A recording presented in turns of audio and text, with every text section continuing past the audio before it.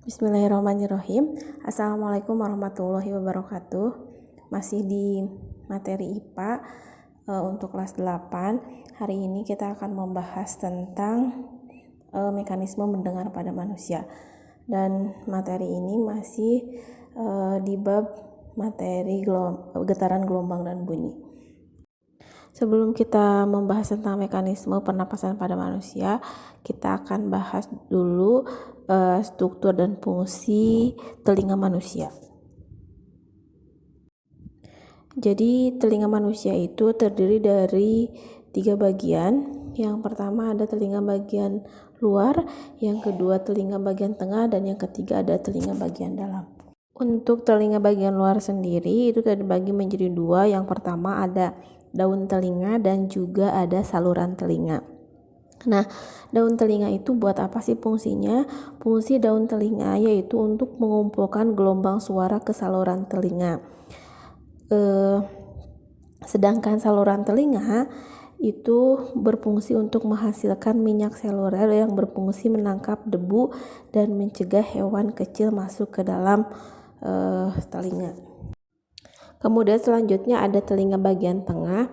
Di telinga bagian tengah sendiri itu terdiri dari yang pertama ada gendang telinga atau kita sebutnya membran timpani, ada tulang martil, tulang landasan, dan tulang sanggurdi. Nah, gendang telinga ini berfungsi untuk menangkap gelombang suara dan mengubahnya menjadi getaran yang selanjutnya disalurkan ke tulang telinga.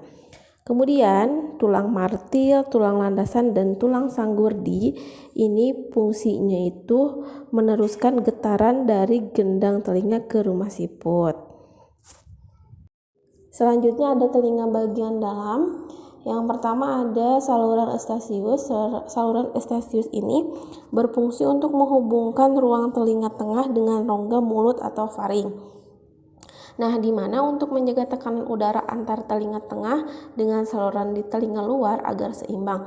Tekanan udara yang terlalu tinggi atau rendah itu disalurkan ke telinga luar dan akan mengakibatkan gendang telinga tertekan kuat sehingga dapat sobek.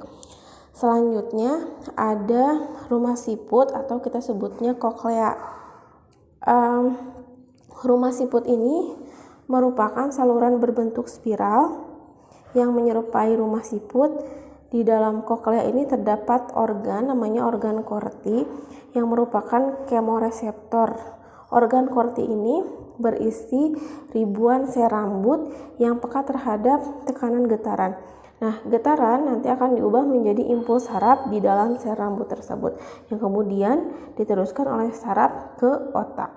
Yang ketiga ada 3 saluran setengah lingkaran atau kita sebutnya saluran gelang labirin.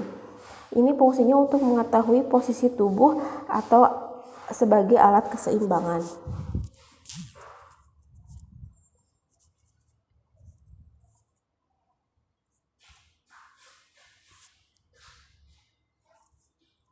Selanjutnya kita akan membahas tentang mekanisme mendengar pada manusia. Proses mendengar itu dimulai dari suara yang ada di sekitar kita berupa getaran atau gelombang yang dikumpulkan atau difokuskan oleh daun telinga.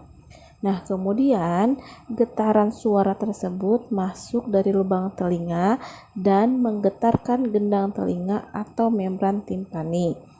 Kemudian ketika membran timpani bergetar, getaran tersebut akan diteruskan melalui tulang pendengaran secara berurutan, yaitu tulang martil, tulang landasan, dan juga tulang sanggurdi.